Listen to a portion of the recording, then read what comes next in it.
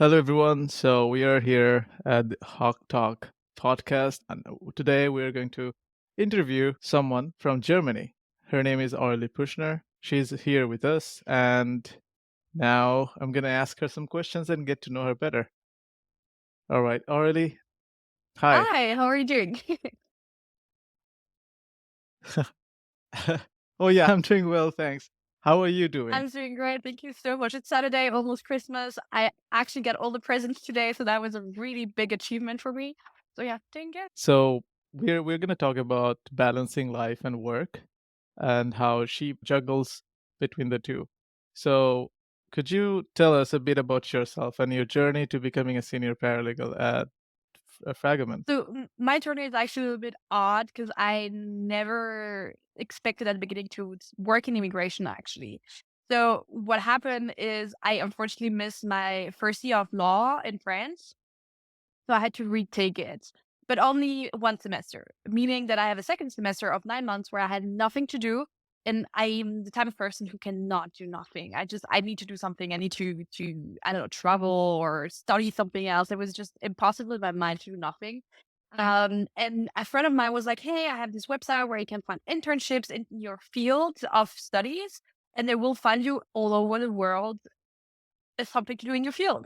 And my biggest dream at that time was to live in London. I'm in love with London, and since I was like, I think 9 years or something like that. And so I was like, oh my God, can they find me something in London? And they did. So that was actually my first job as an intern in an immigration law firm in London for about 9 months, I think. And I met there. So she was a paralegal at that time. Now she's attorney, but at that time she was a paralegal, and we became so good friends. Um, to the point that I didn't want to kind of like leave the place. It was hard to leave London, but I had to go back to my studies. And she contacted me, and a year later, after I finished my internship, she was like, I finished also my second year of law school, and she was just asking me, "Hey, do you want to do another internship? I'm actually kind of working right now at the biggest immigration law firm in the world in London, and we need someone." And I was like, okay, I'm still in the middle of my studies, but why not? So I went there for a summer internship in program in London for about initially it was only 3 months, then I extended off 5 months because I had so much fun. And on that so much fun, I was like, I don't want to stop working here. I want to stay. The only problem was like London didn't had a permanent spot there at that time.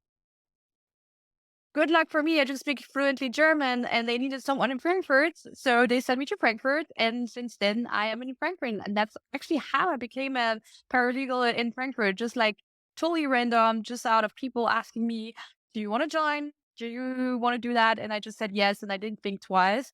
And that's how I ended up in Fragment, which I'm personally very proud about it because it's not easy to say I'm going from Paris to London, Frankfurt, and so on. And I don't regret my choice, to be very honest with you. It was hard, but it was the best choice I could do. That's amazing. So you had like two internships somewhere else before landing in Frankfurt. Exactly. Thanks for sharing Uh-huh. that. So, what does a typical day like look for you, like professionally and personally? So a professional day kind of I would cut it between a work from home and going to the office because those 2 days totally look different and are also more stressful depending on which one. For an example, work from home, I'm the typical type of person who wakes up at 8:50, so 10 to 9. So 10 minutes before I have to start work, I do my coffee, a little bit of breakfast, like a toast or whatever, and then I start working at 9 sharp. And I basically stay at home the whole day on my couch, working, not taking a lunch break, and legit just working the whole day. I don't do anything than working when I work from home, which is not the healthiest thing ever. I'm not gonna lie. Um, but I'm gonna come back on some other things that I do at home later. But yeah, in general, it's just more about like I'm waking up very just before I have to start my working day, do everything I have to do on my list. Sorry, and then depending on how busy we are, obviously. But at 6 p.m., I would stop working. Then I would cook with my roommate, or we go grocery shopping. Then I would actually spend my evening with my roommate, and we usually, for some reason, we do play a lot of games together, like those board games. So that's pretty much my evenings: playing board games, drinking some wine with my roommate. Obviously, not every day, but like when we feel like it, or watching a movie with her. She's I got really lucky because she's my best friend and we get along so well. So it's always something different in the evening that we're gonna do. For a day where I goes into the No, office, it's a whole office day where I wake up at 7, get ready, leaving home around 8, 8:30, 8:45, depends on how late I woke up. And then I'm in the office until 6, and then it takes me another hour to get back home. And then home, I would do the same things with my roommate, going grocery, cooking. But it's a more stressful day for me to go to the office because it's, like you have to leave home, you have to wake up earlier and yeah. mm. So what board games do you like play with your roomie? So they both German names. I don't know how you would call them in English to be very honest with you. Oh, Yeah. So I think if I explain to you real quickly, you may know which one I mean. So one of the various one is called Kniffel. I said it's so English, but in German it's like Kniffel. okay. And it's like you have you have like six of oh my god, how do you call that in English? Oh Jesus Christ. You know like the G's where you have No, no, it's okay. You can just pronounce it in German. um I don't know either anymore. I know in French. Look at me. Like the girl is already like I Oh, speak three you can just languages. say it in French. Un deux. So it's like where you have the numbers on Wow. each side. Mhm. Code names? No, no, that's probably not. No, I just know the English names of the board games, the few ones that I played. But yeah, that's it. But yeah, I forget. There's like a lot of board games that you play, and then you just don't know which one's what. Yeah, exactly. I mean, we do play Yeah. a range of like a lot of different games. We also have in Germany, it's very famous for their criminal kind of board games where you have to resolve a criminal issue, kind of like Cluedo. So yeah, a lot of different things. Or we watch TV, like when we don't want to play. Mhm. Yeah. So now, like, what inspired you to pursue a career in paralegal studies and eventually, like, join the firm? Like, what motivated you to pursue that field? So initially, I wanted to become a doctor. So when I was 9 years old, my biggest dream was to become a doctor, help people with like. I was a massive Grey's Anatomy fan, so I think a lot of people can rely on that. And I want to be a doctor. Oh, And the only problem is I am so scared of blood. So I'm the type of person when I see blood, I would pass out. I'm super sensitive with it. I don't know why. It is what it is. So no chance for me to go to medical school. Sorry. Um, and I wanted to be a surgeon, obviously, because I don't want to do half things. So it was not possible because you see blood all the time. And I was thinking I need something because I'm a very curious person, so I need to be very like stimulated, and I need to discover a lot of things and. To keep myself motivated to work, I need to discover new things that I haven't seen previously on a daily basis. I was kind of looking what would fit with my personality, with helping people, and then that's when I discovered law, and that's why I ended up going into the law field and enjoying it and loving it because there's so many rules, so many new things happening, and it's always evolving. And the part that's always evolving, that's what I enjoy the most. And Fragment already explained earlier interesting. because like S- yeah, it's kind of randomly Right. answered, but yeah. Yeah. So you wanted to be a doctor, then turn into an almost like, lawyer. Not yet, but To hopefully in the future. to be exactly, yeah. It's kind of like those very totally different paths which do not and have no like nothing of no sorry. Oh, that was a hard one. The both paths have nothing to do with one another. And I guess just the fact that I wanted to help Mhm. people ended up me to yeah, in law and not in medical because I could not do medical. Of course, but you're doing something else which is also good. The thing is, there's a common thing between medical practice and legal practice. So both are like Yeah, practices. Both are like licenses to practice. exactly. So there's something that's Yeah. common, and both are helping people. Yeah, the doctors are helping people, but you're helping moving people around the world. So it's like the help is definitely It significant. is oh yeah. Um, and Yeah, right. So speaking of like the paralegal work, can you share a challenging case or project that you found particularly rewarding?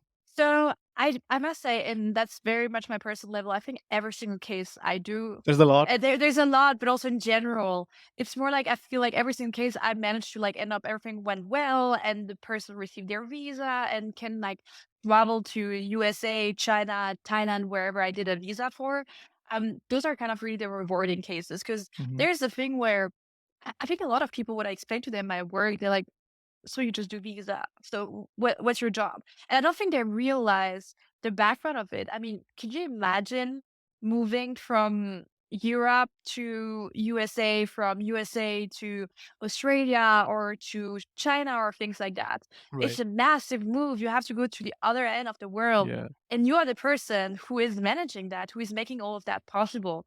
And that's why in general, I personally think every single one of those cases that work out, obviously, because the ones who didn't, all those, let's not talk about failures.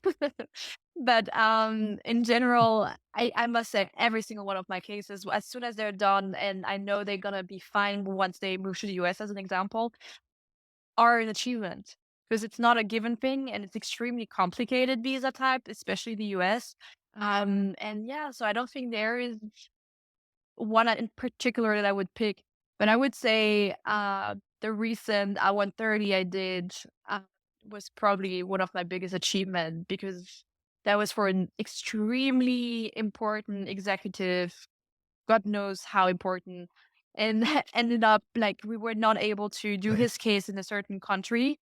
I don't remember why we're not able, but the country itself I think was just like being complicated and annoying.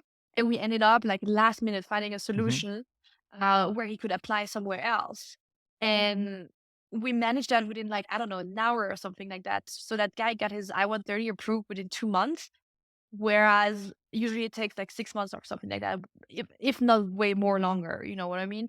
So I think that was the one of the biggest achievement of this year, at least, Mhm. where, like just the bright side of thinking and being like, I need a solution. What am I going to do now? And then once you have a solution to work towards that goal until the end. And that's kind of like, yeah, those kind of cases I like them the most. The challenges. Yeah. Every case is a challenge. Yeah. All of them have their challenges. Yeah. O Even the word, itself is motivating, I suppose, to a lot of people, and I think also people like us who are curious about something, who would want to, delve deep into something and, solve if there is a problem. Any kind of challenge seems far more motivating than it does other people. So it's good to hear like experiences like the one that you had and you're having like Yeah. constantly. Yeah, I hope that's motivating for a lot of people who are gonna listen to it.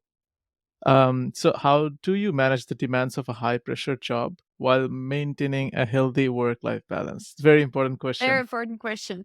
So I'm going to start off being extremely honest here. I don't believe work life balance is a balance. For me, a work life balance is about your own personal choice, how you want to organize each of your day. And I don't see a work life balance on a daily basis. For me, a work life balance is on the more weekly or monthly basis, where I would put certain situation where I'm like, okay, this week, for an example, I worked, okay, maybe not 80 hours, but a lot. I have to prioritize me next week. And that's what I'm doing. So that's how I do Mhm. my balance. It's not on a daily basis, but it's actually on a weekly or monthly basis. Pretty much when I realize like, wait, it's not okay anymore. Like I've been working from 7 to 1 a.m. every day. So that's not okay. You know what I mean? And as soon as I hit this point, I'm like, Of course. from now on, it's gonna be me first, and then I'm gonna reduce work. Um and so that's Okay. how I do the work life balance is about knowing when to prioritize me, but knowing also sometimes work will be a lot and I cannot change it. And that reminds me of a time in 2021 in between November, December, and January 2022. That was probably the worst working time in my life. I was actually working from 7 a.m. to 1 a.m. almost every day for that time of period. And it was because unfortunately it was kind of after Corona, and a lot of cases came in because people could travel again. People left, so we were understaffed, and it Right. was kind of fully outside of anyone's hand. So my manager couldn't change it. I couldn't change it. No one could change it. And there was a question about, are you dropping the ball now, or are you just gonna you just gonna work and hope that someone's gonna give you a solution? And I decided not to hope. I decided to go to my manager and tell him, Mm. so those are my problems. We are absolutely understaffed. We need there and there more people. So I can have less to do. So I can prioritize my personal life. And I think a work-life balance is, as said, is something extremely personal that you have to realize when it's too much for yourself and that you want to prioritize yourself again. Um, so yeah, basically I would, as I said, I talked to my manager, then he found a solution, and a month later, so in February 2022, we hired way more people, we managed our caseload way better, and I prioritized myself. So I ended up going every week to the cinema. I finished 10 books in that same month in February, March 2022. I saw my Wow. girls, we went out so often, and I, did all those things that I didn't had time before during a whole year almost. Like, I think 2022 was the year where I took so much time for myself, but just because before that I had to work so much. But it was outside of everyone's hand. But it was in my hand to say what was the problem and to fight to get a solution for it. And that's something that I was super proud of myself. That I really like saw where the issue was and saw that, okay, I need to find a balance here again. And again, the balance is not a question about a daily thing. You Wow. cannot say like, today I'm gonna do from that time to that time my personal life and then work and then my personal life. Because there's this saying that says everything's better in theory, and that's my favorite saying in this world. It's because Mhm. everything's better in theory, but in reality, it's never gonna be like that. There's always gonna be times where you cannot prioritize yourself, or times you're gonna prioritize yourself more. But it's just about knowing what you need and actually working on it when you need it. But No, I like that quote actually. I'm gonna make a note out of yeah. it.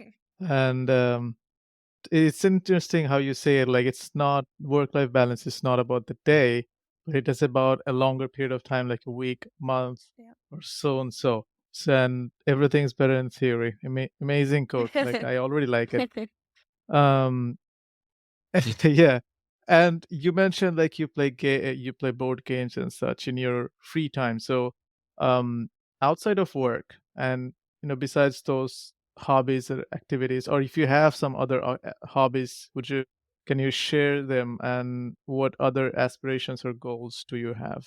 So, from hobbies besides board games, I am the biggest reader. I adore to read. That's my little little heaven, if I can put it that way. It's yeah, I think my biggest hobby is to read. Then I do a lot of sports. I play tennis, badminton. I like to run. What am I well, those 3 are the main ones, but I do try a lot of them. So the ice skating, for example, which is not on a day often, but still, like I try a lot of sports. I like a lot of sports. The only one that I do not like is bouldering. That is the terrible one. I tried it not too long ago, and yeah. Anyway, that was a side story. um, but yeah, so a lot of sports, reading a lot as well is something that I like a lot, and I think the biggest thing is going out with my girls, having a little wine, some tapas. And I must say, I think it's a hobby because it's, like not everyone takes the time to just go out, have a drink, and then go back home. It has to be something planned and, like above and beyond. I'm the type of person who, like, after a long work day, I'm like, Yeah. let's go grab a drink and just chill because you know what? It was exhausting today. I need my girls. I need my moment where we just laugh about some random stuff. And I think that's a hobby. It's actually a hobby to go out with my girl, having my glass of wine with them, and just forgetting about everything. And one of my goals, the things that I do want to try to achieve in life, is actually to write a book. That is something that I first need to pass my bar exam, focus on that first, and then yeah, focus on my exam. Once I pass it, then maybe start thinking about that part. But just because I'm a massive reader, and I've been since I was able to read.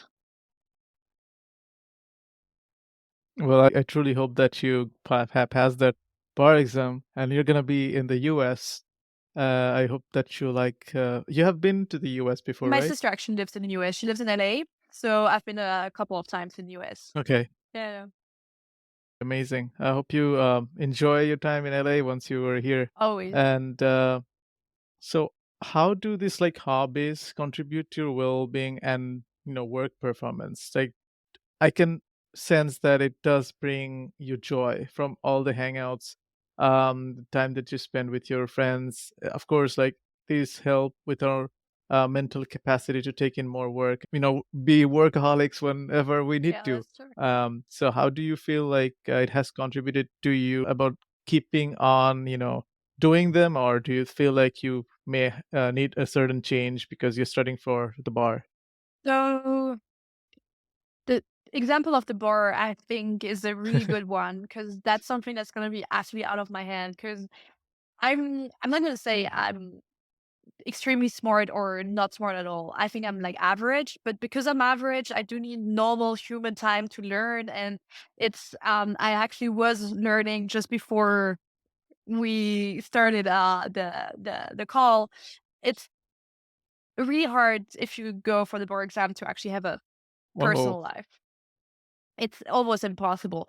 It's again, it comes back to what I said earlier. It's your choice to do it. It's like you're gonna have to sacrifice something at some point. And the bar exam is about 3 months where you work through so hard and you don't do anything else than just studying. So at that moment, I don't think while doing my bar exam, I don't think I'm gonna have a personal life, but that's a personal choice. I don't have to do my bar exam. You know what I mean? Like it's me who wants to have it. So it's okay that I sacrifice Right. my personal life. And one of the things I do a lot is I work with rewarding myself to motivate me. So example, I'm reading a book that is super, super interesting, and then I have to work, so I cannot keep reading that book. But I'm like, I need to know. So I will reward myself. So I know I'm like have all those things that I have to do before I don't know noon or whatever. So I'm gonna set a list of things of tasks to do. I'm gonna do them, and then I'm gonna reward myself for half an hour and read my book for half an hour. And same for example when I go out with the girls. I would if I have a really busy week and I'm kind of like mentally a little bit struggling because there's so much going on, I don't know where I'm going and things like that, I would tell my girls, hey, let's see each other on Thursday evening at 6 p.m. and it will motivate me. Yeah, I'm like, oh yeah, great. Tonight I'm doing something. I'm just gonna be home doing nothing or whatever. So let me just do all my work as soon as possible because I have to be at 6 sharp. And I'm way more happy to do my work and I'm way more motivated to do it because I have something afterward, because I have something I set up my mind to a reward of doing this.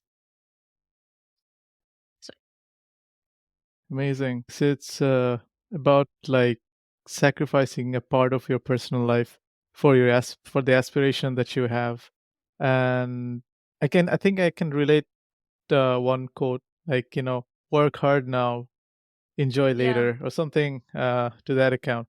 And many people, many of us like are succumb to the lifestyle of enjoying now and don't not worry much about not worry but not taking aspiration to a serious level as to see ourselves perhaps in the next 10 years or 15 years where we can be more successful if we can sacrifice a part of our life just for the betterment that just to have the peace of mind in the future, Yeah, exactly. and thanks for sharing such an interesting story and then how you tackle things to, get to where you want to be. And so we are almost at the end of this podcast episode. But before that, looking back, what advice would you give to your younger self? Or maybe before you started your career or something that you I would like to share with the audience?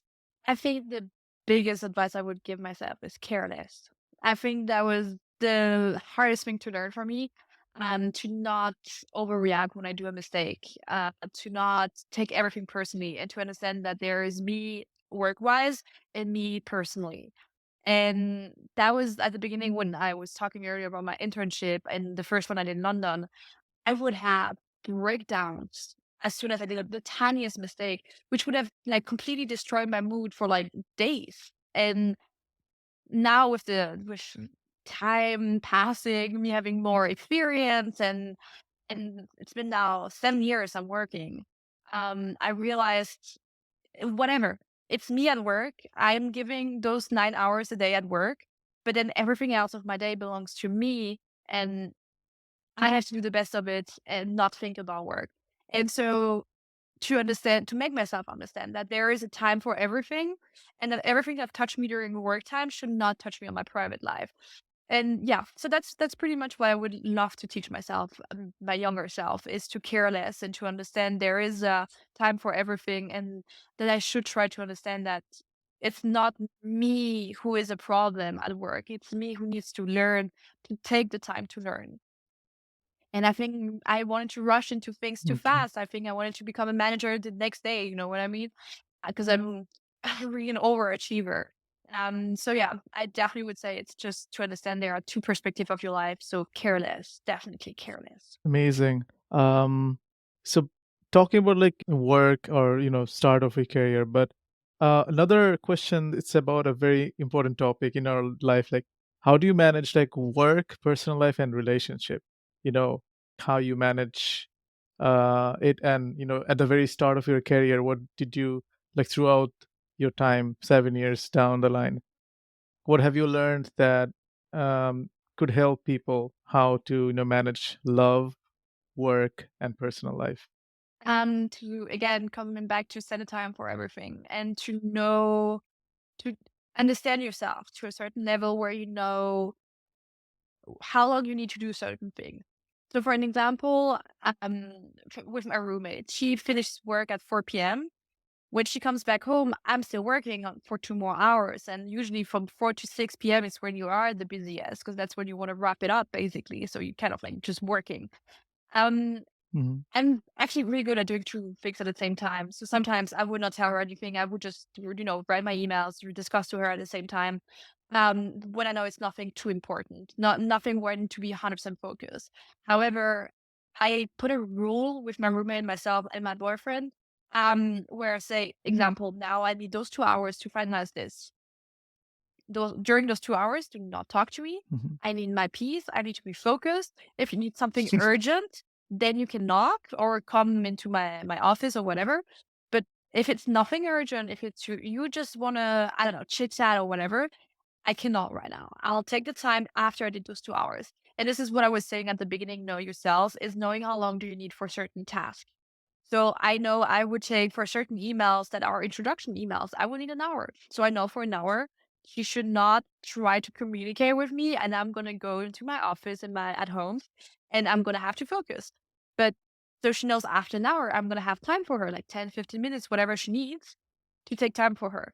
And so that's more on the work from home kind of thought, because I know this is something a lot of people told me that they're struggle a lot to balance family, or roommate, or people who just wanted, to chit chat during work time. And you're like, I'm busy, but I don't want to be rude, but I'm busy. Allow yourself to be rude, to say, hey, I just can't, and it is what it is, and not trying to please everyone. And then in a more general way, to manage a relationship, personal life, and work is setting up personal rules. And I say, if you spend 3 months just working, you didn't take time for everything else, then take 3 months after that. Find for a solution, obviously, because you cannot, like, if you have a lot to do, there is a reason behind it, why you have a lot to do. So assess what is the reason behind it, find a solution, work hard for the solution as usual. Without hard work, you cannot get anywhere, unfortunately. And then get to the point where you do more personal things, where you will spend, I don't know, a week just for your relationship, or one day's relationship. When are you going out with your girls, and so on. And I think I did find kind of a really good balance where I am never taking more time for someone. Sorry, I'm never taking more time for someone than for another. So, for an example, if I would spend 2 days at my boyfriend's place, I would spend 2 days at home with my roommate so she doesn't feel alone. If I haven't seen my girls in, like, I don't know, 3, 4 weeks, I'm gonna be like, hey, let's go do something now ASAP, and stuff like that. Just like kind of being aware of those kind of things. Then again, I'm not gonna lie, I'm an extremely lazy person, so it happens sometimes I'm at home, I'm like, "Ugh, I need to have a personal life, I need to do something because that's how life is. You cannot just stay at home all the time, watch TV, be on your phone, to read books. You have to socialize as well. Um, so sometimes it's about also giving yourself a kick, and you realize once you're outside having a drink or dinner or whatever. Actually, that was a great opportunity. That it was great. I Yeah. have so much fun. My mind is not like focused on whatever it was focused on. So it just kind of also kicking your ass doing stuff when you're too lazy to do something. Because I think that's one of the best advice that a friend of mine gave me is like the hardest part is actually standing up. And that's the only hard part. The rest, as soon as you stand up, everything is pretty much going to in the flow. You dressing up, putting the makeup on for whoever puts makeup on, um, putting your shoes on, going outside. As soon as you stand up, you will do all of that in once, and it's not going to be complicated. And yeah, so as usual, the hardest step is to stand up. So I stand up. Thanks for sharing that. What I understood that realizing one's needs and communicating that to the people that you're close with so that they understand that you have some needs that need to be met and you also get to focus on all of them but one at a time. So the concentration is high and you get the job done. You have a healthy relationship and then I mean friendship and you get to enjoy life, work and experience love at the same time. It's a very beautiful way that you have put it, and I hope that it helps the audience. Aurelie Puschner, thanks for joining me on this podcast. I hope this you're the first guest, so this is going to be a memorable podcast for me, definitely. Thanks a lot for being here, and I wish you well on your journey. And yeah, enjoy the rest of your evening. It's that part of the part of the day on your On my side, yeah. yeah, It's where you are. it's the evening, exactly. And well, I wanna thank you first thing first for making me having the honor to be your first guest. It was a real pleasure talking to you. And yeah, thank you so much for having me. Thank you. Take care. So sorry. I was holding it. Okay. No, no, bless you. I don't think like you should hold on your sneezes. You know that Or maybe yes, sometimes yeah, makes I sense. was holding it since we Makes sense. started. I could have asked like how any advice on how to sneeze properly. Oh my god. No, no, not gonna ask that, but yeah, Could you imagine that? professionally and personally. How do you balance your sneeze? How to sneeze professionally? But that's actually a funny Oh, story. It yes. happened to me once where I was in the middle of a client meeting and I needed to sneeze so badly. The problem is, I think I was kind of like starting to get sick or whatever. So, when you kind of got starting to get sick, your sneezes are, anyway, I'm not going to give the details, but you can imagine what I'm talking about. And I was trying to like hold it. And, at some point I was just like putting my nose up and my head up and like doing this Okay. really weird face. And the assignee looked at me and he was like, "Are you okay? Are you having this stroke?" He was actually super worried because I was really looking super weird. And then I was like, "I'm so sorry." And then I sneezed, but that was the sneeze of the century. I think even on Mars they heard me sneeze. Oh my And I got goodness. so red and embarrassed. And I was like, "I'm so sorry, I'm so sorry." And the assignee was super chill about it, laughing and God knows what. I was like, "Okay, so you can sneeze professionally." Yeah. Right. Yeah, I think you could have followed your own way of doing things, right? Like, realizing your own own needs, like need to sneeze, and then communicating to the person who you're with. Exactly. I should have done it way smarter. I should have just sneezed and be like, "Hey, But I'm sorry, I'm human. Bye." Yeah. right, right. Yeah, we all are. But thanks for sharing that interesting story. To close it A up, very, very important topic, I hope. Like I hope it's gonna help people to at close, home. yes. Well, yeah, yeah, hopefully, yeah, we got to learn that we got to communicate even if we need to sneeze in sensitive situations, like a meeting, very important meeting or something. Yeah, of course, communication is key. Well, this is the end part of our podcast episode. Thank you so much for sharing everything about your life, work, and sneeze, how to sneeze as well. But yeah, all right, take care and enjoy the rest of your evening. Thank you so much. You too. Bye. Thank you. Oh Don't no, no, worry. I was I'm about to gonna say cut like this it's probably gonna be. out. Yeah, right. Hopefully, I'll be able to interview you in the future as well. I hope so too as well. It would be my pleasure. Thank you so much.